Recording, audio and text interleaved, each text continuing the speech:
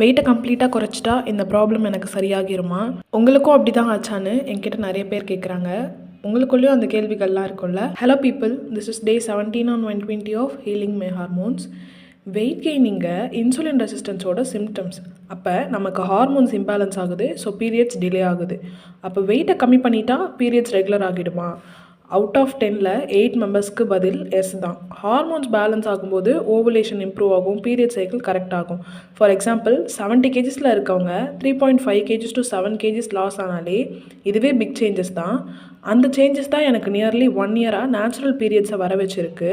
இப்போ நமக்கு periods regular ஆனதும் நம்ம திரும்பவும் பேடான லைஃப் ஸ்டைலுக்குள்ளே கம்ப்ளீட்டாக என்டர் ஆகும்போது என்ன நடக்கும்? அகைன் வெயிட் கெயின் ஆகும், இன்சுலின் ரெசிஸ்டன்ஸ் வரும், ஹார்மோன்ஸ் இம்பேலன்ஸ் ஆகும், அண்ட் அகைன் மென்சஸ் இர்ரெகுலர் ஆகும்.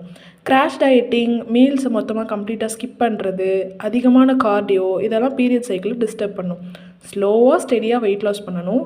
அண்ட் அதை மெயின்டைன் பண்ண 3 கோல்டன் ரூல்ஸ் இருக்குது. அளவான ஃபுட், ஈவன் அது junk R healthy, portion control ரொம்ப முக்கியம். Take enough protein and fibre every day and every week 3 to 4 times work out routine. அவ்வளோதான். உங்கள் ஹைட்டுக்கு ஏற்ற வெயிட்டை நீங்கள் ரீச் ஆனதுக்கப்புறம் உங்களோட பாடி வெயிட்டை நீங்கள் மெயின்டைன் பண்ண இந்த 3 ரூல்ஸை ஃபாலோ பண்ணால் போதும். உங்களோட பீரியட்ஸ் திரும்ப இர்ரெகுலர் ஆகாது. அண்ட் இது க்யூரபிள் இல்லை, ஆனால் கண்ட்ரோலபிள் தான்.